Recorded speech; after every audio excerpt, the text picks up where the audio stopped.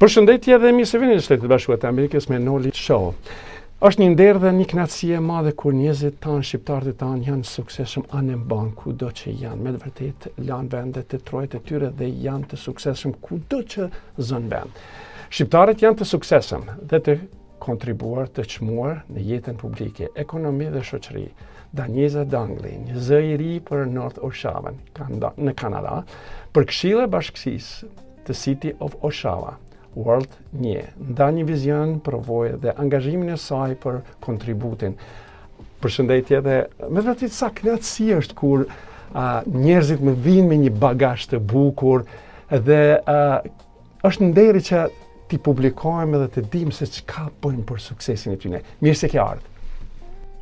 Mirë se ju gjeta Noli, faleminderit për ftesën. Jam shumë e nderuar që jam pjesë e Noli TV Show, ku profesionistë, artit, kulturës, biznesit kanë qenë pjesë e show-t dhe unë gjithashtu ndihem shumë e vlerësuar dhe e gëzuar që jam sot me ju.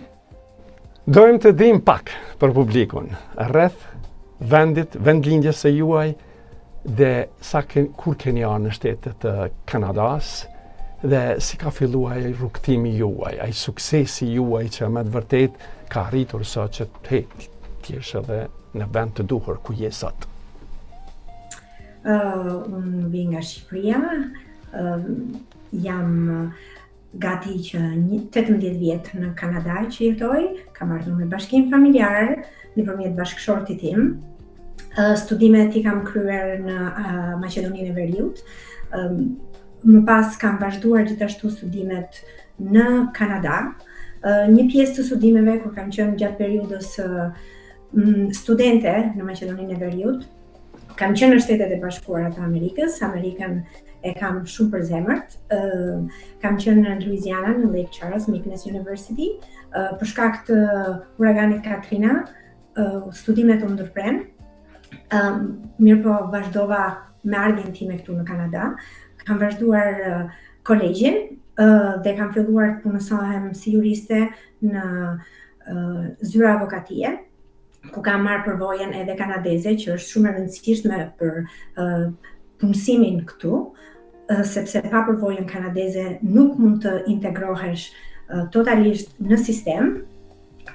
Siç e dim ne në Europë kemi civil law, atë që quhet civil law, ndërsa në Amerikën e Veriut, për përjashtim në Kanada, përjashtim në provinca e Quebecut, ne kemi common law që bazohet në rastet precedent dhe mu desh një periudhë që të integrohesha, por ja dola me sukses. Kemi gati më shumë se një dekadë që jemi vendosur në City of Oshawa. Në të njëjtën kohë kur unë kam kryer paralel studimet duke dhe punuar në sektorin juridik në shoqatën e inxhinierëve të Ontarios për të gjithë provincën, atje ku kam punuar me jurist dhe inxhinier të fushave, nga të cilët kam mësuar shumë. Ka qenë një periudhë 8 vjeçare. Paralelisht me të, unë kam studiuar edhe legal studies dhe ka qenë një periudhë shumë intensive, sepse duhet të shkoja në punë herët në mëngjes, të kthehesha në universitet, të mbaja leksionin, të shkoja prapë në punë, të vija prapë në shtëpi. Detyra e gruas, detyra e nënës, e familjares, në të njëjtën kohë, ato u mbyllën me sukses pastaj dhe unë madje kam qenë edhe në pjesën e listës së dekanit për rezultatet e arritura. Dhe jam në fakt shumë krenare për këtë pjesën, që një nga arritjet e mia e vlerësoj. Dhe pastaj në vitin mbas përfundimit me sukses të universitetit të dytë, fillova të punoj si këshilltare politikash, edhe është një çështje e rëndësishme e karrierës time, sepse atje u përvalla në të njëjtën kohë edhe me sistemin elektoral në detaje, duke zhvilluar standarde dhe duke provuar këto standarde në lidhje me teknologjinë e zhvillimit të ato që ne I quajmë në provincën e Ontario's e-books and vote tabulator, që janë votimi elektronik. Zhvillimi I standardeve për votimin elektronik, kam qenë pjesë e komisionit dhe gjithashtu këshilltare politikave, kam punuar me njerëz që kanë pasur dhe kanë ndikim në jetën politike dhe publike të vendit, figura të njohura politike, gjithashtu projekt që u realizua shumë sukses dhe një projekt tjetër të cilën edhe kam drejtuar ka qenë projekti mbas ndryshimit të ligjit në vitin 2024, kur të dhënat e databasit të votuesve të elektoratit për zgjedhjet lokale, municipalities, kanë qenë nga MPAC-u dhe tani janë transferuar në Elections Ontario. Kam udhëhequr atë projekt, kam bashkëpunuar me 444 bashki dhe shkollash, borde shkollash në të gjithë provincën e Ontarios për të pasur një database sa më të saktë, me informacione sa më të sakta të votuesve dhe ja kemi arritur që të dalëm me sukses. Tani nuk e kisha menduar që unë do jem pjesa asaj liste për të kërkuar databasin e elektoratit, por ja që ku jemi dhe ironi e fatit. Me të vërtet po të ndëgjoj me vëmendje se është kënaqësi kur fillon të flasish dhe tregon për rrugtimin e juaj, kjo është një mrekulli e madhe.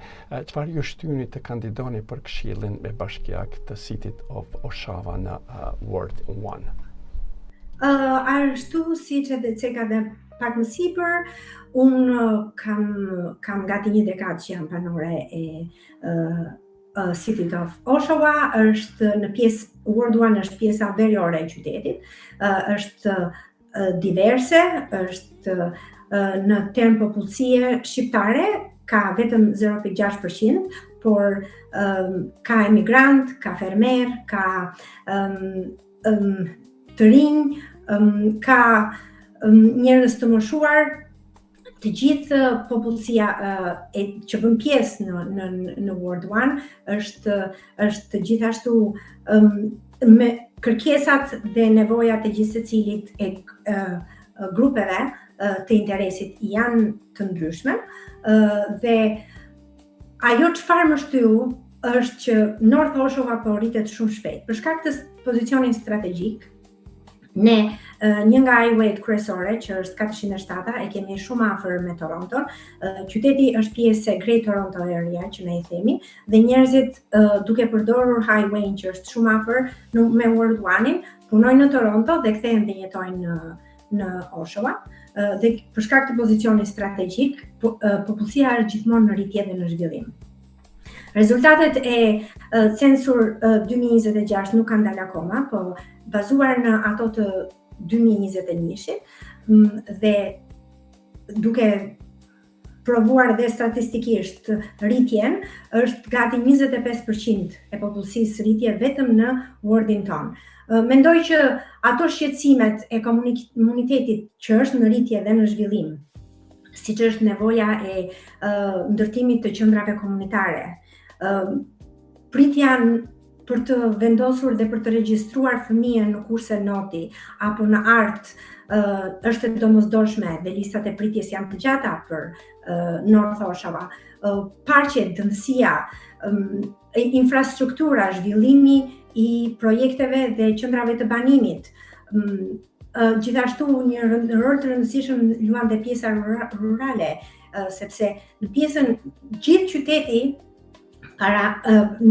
flasim për pjesën veriore, Ward 1, para 15 vjetësh ka qenë farm, kurse sot ka një zhvillim të përshpejtuar dhe nevojat e qendrave komunitare, e parqeve, këto janë ato çfarë I shqetësojnë sot banorët, njerëzit e Oshawas, të cilat më kanë shqetësuar edhe mua për të së vërtetës, sepse një shembull I thjesht, kur kam hyrë të regjistroj fëmijën në qendrën time afër komunitare, për mësime noti, më duhej të prisja për shumë kohë, nëse nuk hyja shpejt online për t'i plotësuar formularin. Për marrë një shembull të thjesht, po këto janë ato qendrat e librarit involvimin e të rinjve në qendrat komunitare.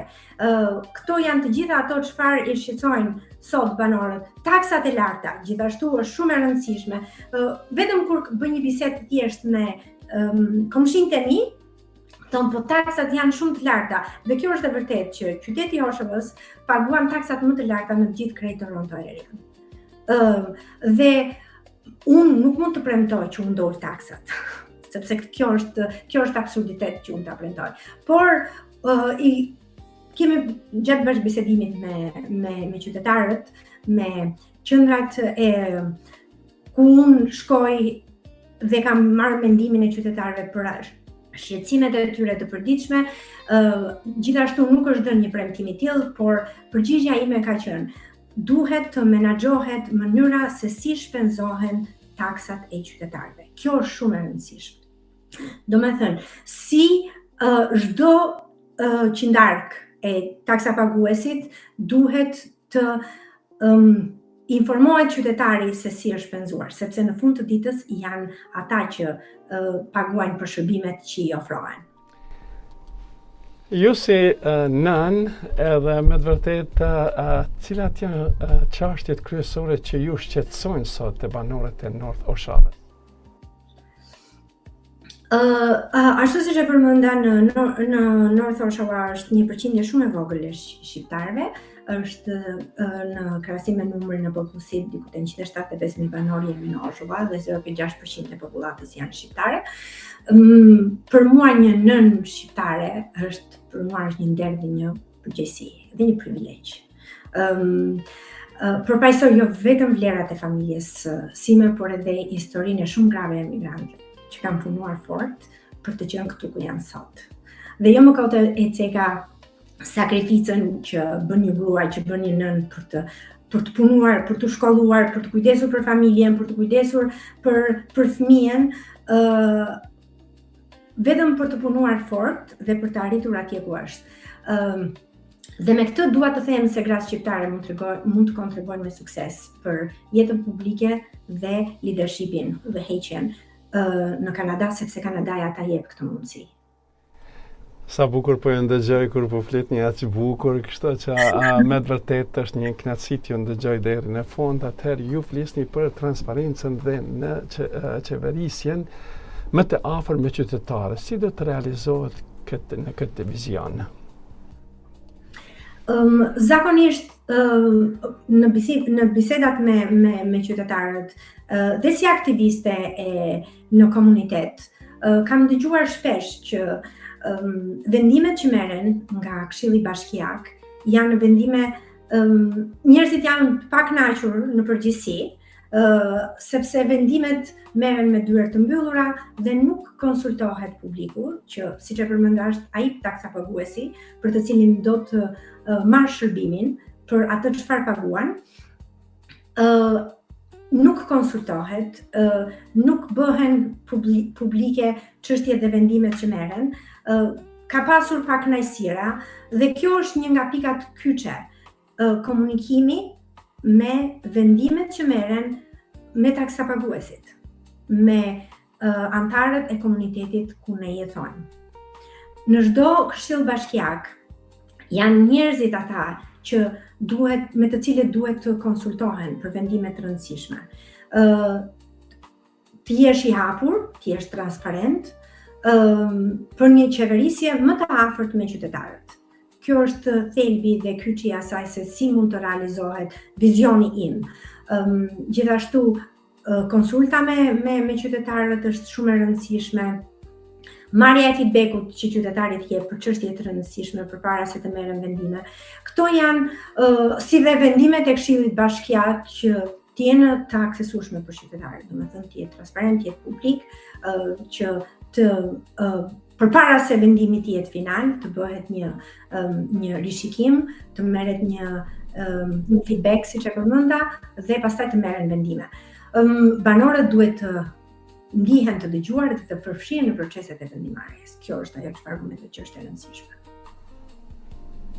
Zhvillimet ekonomike është një nga prioritetet të juaja. Çfarë mund të bëni për të mbështetur bizneset e vogla dhe sipërmarrësit?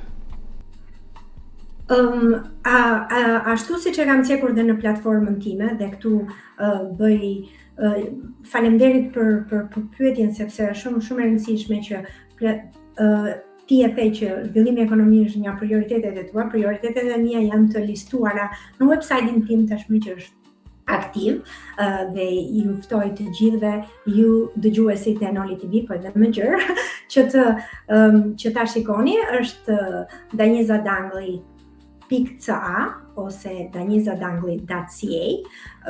Atje janë të listuara prioritetet e mia, por meqense e përmendë zhvillimin ekonomik, duhet që të krijohen kushte për bizneset e reja, për krijimin e vendeve të reja të punës. Është shumë e rëndësishme mbështetja, meqense Oshava ka qenë një farmland, një pjesë fermere ku sot janë ndërtuar subdivision, prodhimet lokale, krijimin e biznesit të farmës, po edhe sipërmarrje të vogla nga emigrantët, është e rëndësishme që të suportohen nga komuniteti. Produktet vendasi, produktet lokale, shfrytëzimin e shërbimeve nga qytetarët. Këto janë ato çfarë krijojnë zhvillim në pjesën e një komuniteti, suportin që japim ne për ekonominë në këtë pjesë të qytetit që ne i quajmë komunitet, që është Ward 1 për mua. Gjithashtu edhe reduktimi i barierave administrative është shumë e rëndësishme dhe duke promovuar investimet lokale, qoftë edhe sipërmarrjet e vogla. Kjo mendoj unë që është një pikë e rëndësishme sepse me zhvillim ekonomik krijon vende të reja pune dhe mirëqenia e qytetarëve është shumë e rëndësishme. Strehimi i përballueshëm është një shqetësim i madh për shumë familje. Cili është vizioni juaj për këtë çështje? Këtu janë 3 pika. Faleminderit që më bëre këtë pyetje, sepse kjo është shumë e rëndësishme. Jetesa tashmë në të gjithë botën, po flasim meqense jam e përqendruar te qyteti dhe ku ngaroj edhe te Ward 1, është për shkak të situatave ekonomike, nuk është siç ka qenë më përpara, domethënë çmimet janë rritur, ashtu edhe çmimet, duke përfshirë dhe çmimet e shtëpive, jetesa po bëhet shumë e vështirë, sidomos për një pjesë të popullatës që nuk mund ta përballojnë dot jetesën. Çmimet e shtëpive në mënyrë të përshpejtuar janë dyfishuar dhe për një pjesë, një familje e cila me të ardhur konsiderohet me të ardhurat pakta, që nuk ka mundësi të përballojë jetesën, unë mendoj që është e rëndësishme heqja e development charges për projektet e banimit dhe për të nxitur ndërtimin e banesave të reja. Gjithashtu lejimin atë që quhet missing middle housing such as duplex, triplex dhe townhouses, që janë banesa me densitet mesatar që lejojnë bashkëjetesën në një subdivision që i jep më shumë njerëzve me densitet mesatar, që jep më shumë njerëzve për të ulur çmimin dhe për ata që ta përballojnë jetesën, lejimin e asaj që quhet dhe accessory dwelling units, duke rritur stokun e banesave me qira. Sepse në qoftë se ka mundësi banesa available të mundësuara për të rritur, për të me qira dhënje dhe qiramarrje, është akoma një proces tjetër i rëndësishëm që është pjesë e strehimit të përballueshëm në këto 3 pika.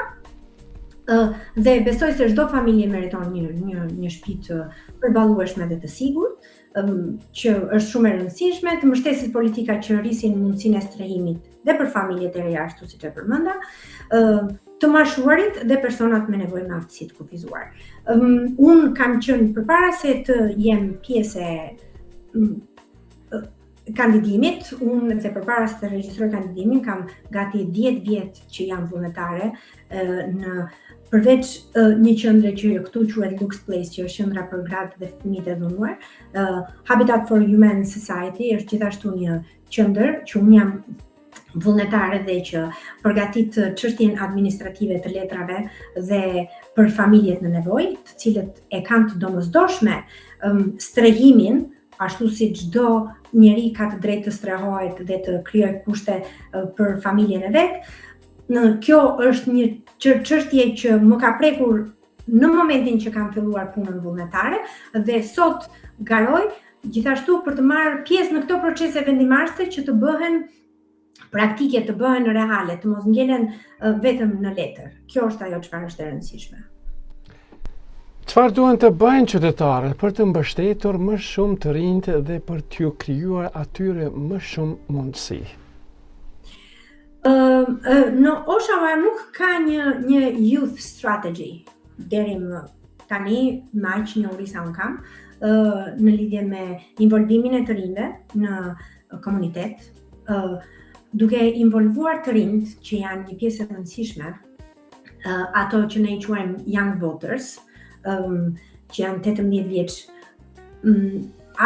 është shumë e rëndësishme që të involvohen të rinj, sepse involvimi të rinjve gjithashtu sjell dhe uljen e kriminalitetit. Sjell siguri në një komunitet. Pjesëmarrjen e tyre në proceset e vendimarrjes, gjithashtu si forca vullnetare, në sport, mundësi për edhe qoftë edhe në punësim, në part-time ose me kohë të pjesshme.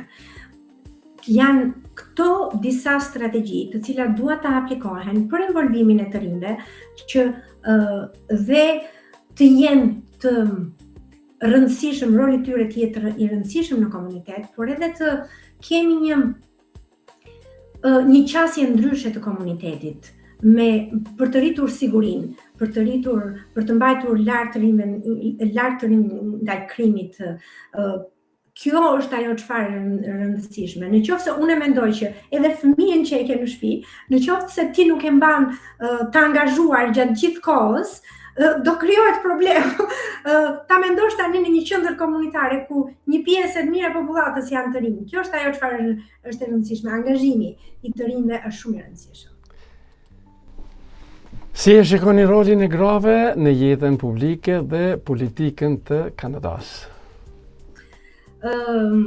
Unë shikoj që gratë kanë sjellë ndryshime të rëndësishme në jetën politike, në shoqëri, edhe në jetën publike.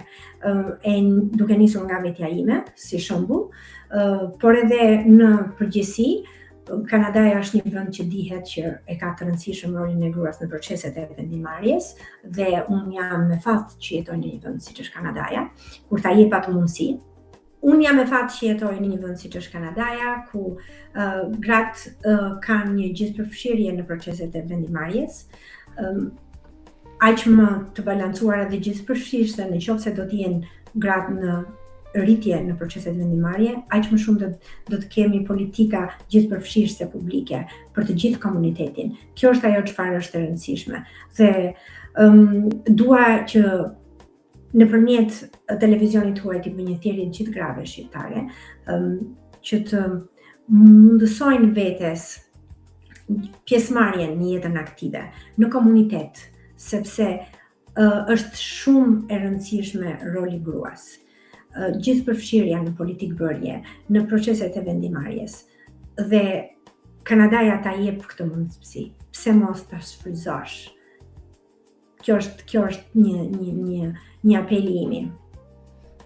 Komuniteti shqiptar në Kanada është gjithmonë e më i suksesshëm. Si shkon kontributi e shqiptarëve në jetën publike, ekonomike dhe shoqërore në Kanada, në vendin ju ku jeni atje?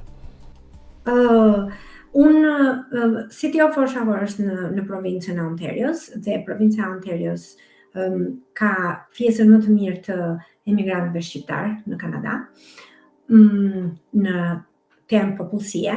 Shqiptarët në Kanada janë shembull i suksesit, i punës dhe integritetit. Ata kontribuojnë si në mënyrë profesionale, në shkencë, në sipërmarrje, janë akademik dhe lider në komunitet. Nëpërmjet ACPAC, që është Albanian Canadian Political Action Committee, dhe unë si pjesë e saj, si antar e saj komisioni, tashmë është momenti që shqiptarët të përfshihen edhe në proceset vendimarrëse të vendit. Dhe një pjesë e këtij procesi është edhe pjesëmarrja në politikë. Meqense zgjedhjet lokale janë ato që po afrojnë dhe janë 26 tetor, ky është dhe një tjetër proces i suksesshëm i komunitetit shqiptar në Kanada dhe urojmë që të finalizohet me sukses, që është fitoria. Çfarë mund të bëjnë komuniteti shqiptar për të qenë më i bashkuar dhe me aktivitete me jetën publike? Çdo komunitet, por meqense përflasim për komunitetin shqiptar, duhet të investojmë në bashkëpunim me njëri tjetrin. Të mbështesim reciprokisht njëri tjetrin, të suportojmë bizneset e njëri tjetrit, të jemi gjithashtu më aktiv në organizatat komunitare, në pjesëmarrjen tonë. Dhe gjithashtu dhe pjesëmarrja në institucionet publike është shumë e rëndësishme. Bashkëpunimi, bashkëveprimi, pjesëmarrja dhe suportimi që japim ne njëri tjetrit në komunitet është shumë e rëndësishme. Prandaj duhet të jemi të bashkuar, sepse vetëm të bashkuar do jemi pavarësisht se është një komunitet më i vogël në krahasim me komunitetet e tjera, ne në një farë mënyre e bëjmë këtë. Por duhet akoma bashkëveprim dhe bashkërendim, suportim dhe rjetëzim në mbështetje të interesave të njëri tjetrit. Ka vend në Kanada për gjithë secilin nga ne, ashtu siç ka edhe në Amerikë. Kështu që suporti ndaj njëri tjetrit dhe bashkëpunimi mendoj që është më i rëndësishëm. A mendoni se shqiptarët duhen të angazhohen më shumë në politikë lokale dhe në vendimarrjen? Absolutisht po. Kjo është prandaj dhe jam këtu ku jam sot në cilësinë e kandidates, sepse mendoj që politikat lokale, në çështje zgjedhjet lokale, pushteti lokal është shumë i rëndësishëm dhe ndikon drejt për së drejti në kualitetin e jetës tonë si qytetar të vendit, të një komuniteti dhe të qytetit. Sa më shumë të angazhohemi, aq më shumë do kontribuojnë në ndërtimin e komuniteteve më të forta dhe më të suksesshme.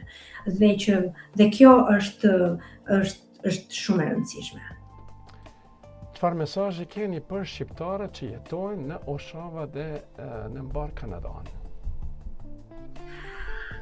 Mesazhi nuk e di, domethënë, po mundohem tani të jap një mesazh që sepse në Kanada ka njerëz shumë të suksesshëm. Ne vërtet jemi një komunitet i vogël, po kemi njerëz që kanë arritje në shkenca, në politikë, në proceset vendimarrëse, në sipërmarrje, në biznes. Megjithatë, unë do ta jap një mesazh meqense na kërkove, për qytetarët në Oshava dhe për komunitetin shqiptar në Kanada. Për mesazhi im është që të besojnë në vlerat e tyre, të punojnë me integritet dhe të mos hezitojnë të përfshihen në jetën publike në proceset e vendimarrjes. Suksesi ynë kolektiv vjen kur të kontribuojnë jo vetëm për familjet tona, por edhe për komunitetin ku ne jetojmë. Dhe unë i falenderoj të gjithë familjet që jetojnë në Oshava, që pa hezitim kanë dhënë suportin e tyre, duke më endorsur me firmat e tyre për të regjistruar kandidimin tim. Por edhe jashtë Oshavas, antarë të komunitetit shqiptar, të cilët pa hezitim më kanë shkruar në momentin që janë informuar që unë kam hedhur kandidaturën. Më kanë suportuar, më kanë kërkuar çfarë mund të bëjmë më tepër, kanë paraqitur dëshirën për të qenë vullnetar në fushatën elektorale. Dhe kjo është ajo çfarë më gëzon më tepër dhe është ajo pjesa e sipërme që thashë që ne duhet të bashkojmë dhe në një farë mënyre unë e shikoj edhe me kandidimin tim që ne në një farë mënyre po e bëjmë edhe po e bëjmë shumë mirë dhe unë i falenderoj të gjithëve nga zemra nëpërmjet Noli TV. Përse banorët e Ward 1 duhen të besojnë juve dhe vizionin e tuaj? Sepse unë mendoj që vizioni im bazohet në shërbim, në përvojë dhe në rezultate. Si profesioniste në fushën juridike dhe si këshilltare politikave dhe planit strategjik, për më shumë se 15 vjetësh, unë kam punuar si në sektorin publik dhe në zhvillimin e politikave dhe projekteve me ndikim në provincë, por edhe në komunitet. Si vullnetare, gjithashtu, i kam shërbyer komunitetit dhe vazhdoj të shërbej. Tashmë është momenti që punën time në komunitet, përvojën time si profesioniste në sektorin publik dhe në sektorin privat, duke e ndërlidhur, të kaloj në një stat tjetër, që është procesi i vendimarrjes për veprimin për shërbimet e qytetarëve dhe për një bashkëjetesë më të mirë në komunitet. Prandaj dhe i kërkoj të gjithë, sidomos shqiptarëve, megjithëse nuk e vënë në dyshim, sepse ashtu siç e përmenda ata e kanë suportuar kandidimin tim dhe do vazhdojnë ta suportojnë deri në zgjedhjet e 26 shtetorit. Ky është vizioni im dhe unë duaj që së bashku ne t'ja dalim me fitore. Gjithashtu është një pikë tjetër e rëndësishme që duhet ta cek këtu. Qyteti ka nevojë për një rotacion. Sado të jetë i mirë një kryetar bashkie, një këshilltar bashkiak, një kryeministër, një ministër, në qoftë se vazhdon në terma të pandarshme, duhet një rotacion, duhet një fytyrë e re, duhet një ndryshim. Dhe kjo është ajo çfarë unë kërkoj nga qytetarët e Oshawës. Sot zonja që udhëheq Ward 1-in është kandidatura e saj e tretë. Tashmë besoj i ka përmbushur misionin e saj dhe besoj që është rradha ime për ta zvendësuar. Nëse zgjedheni, cili është prioriteti juaj i parë që do ta bëni? Ashtu siç edhe përmenda mënyrën për të qenë transparente me qytetarët, një nga prioritetet e mia të para do të jetë krijimi një dialogu të drejtë për drejtë me qytetarët, për të treguar, për të dëgjuar prioritetet e tyre dhe për të identifikuar nevojat më urgjente të qytetarëve. Për të siguruar që investimet që i duhen qytetit janë prioritet për ta, është shumë e rëndësishme, ato çfarë shqetëson ata, çfarë është më urgjente për ta, ato duhet të jenë prioritet. Dhe nëse zgjidhen, do të jenë dhe prioritetet e mia për ato çështje që i shqetëson qytetarët. Danieza, cila është mesazhi juaj për të gjithë nanat, gratë të rinj shqiptar që kanë ëndra dhe synime në Kanada? Si grua, si nën, unë përpara se ta jap një mesazhin dua ta jap në fakt për burrat. Duke nisur me përvojën time personale, unë sot jam këtu ku jam edhe jo vetëm për punën time, jo vetëm për shkak të përpjekjeve të mia dhe për të qenë konsistente dhe për të qenë në mënyrë të vazhdueshme për të arritur atë çfarë unë kam dashur, por edhe për shkak të suportit të një buri, që është buri im, që është bashkëshorti im, të cilin e falenderoj sepse pa të mbase edhe nuk do isha këtu ku jam sot. Kështu që në fillim dua ta nis me burrat që t'i suportojnë gratë në ato çfarë ato din të bëjnë më mirë. Të mos i ndalojnë për të qenë aktive, për të qenë pjesë e komunitetit. Ndërsa për gratë në Kanada, mos lejoni kur që sfidat t'ju pengojnë të ndiqni ëndrat tuaja. Do ketë sfida gjatë rrugës, por mos i lejoni, mos u demoralizoni. Kanadaja është një vend mundësish, por suksesi kërkon punë, përkushtim dhe besim në vetvete. Ti jesh persistente në atë që bën, ta bësh mirë atë që bën, të punosh për atë që bën, të kesh një etik pune në atë që bën, dhe të kesh një disiplinë pune në atë që bën. Ruajeni dinjitetin dhe vlerat shqiptare, që është shumë e rëndësishme, mos harroni kur nga vini. Investoni në arsimimin tuaj dhe mos keni frikë të merrni role udhëheqëse. Dhe një nga këta shembuj jam edhe unë. Zëri juaj ka vlerë dhe mund të bëjmë ndryshime në komunitet. Kjo është ajo çfarë doja të thoja. Dhe mesazhi im për të gjithë. Krenaria e kombit ton është që të kemë zonja si ju edhe më shumë. Ka nevojë ky vend, ka nevojë shqiptaria që të kemë zonja të suksesshme. Për fond dua t'ju përshëndes, dua t'ju falenderoj për kohën e juaj që keni gjetur sot dhe besoj që nuk do t'ju anashkalojmë, do të kemi besojmë edhe intervista tjera. Të urojmë fitoren sa më shpejt. Faleminderit shumë Noli, vlerësoj pranimin time në televizionin tuaj. Faleminderit për ftesën.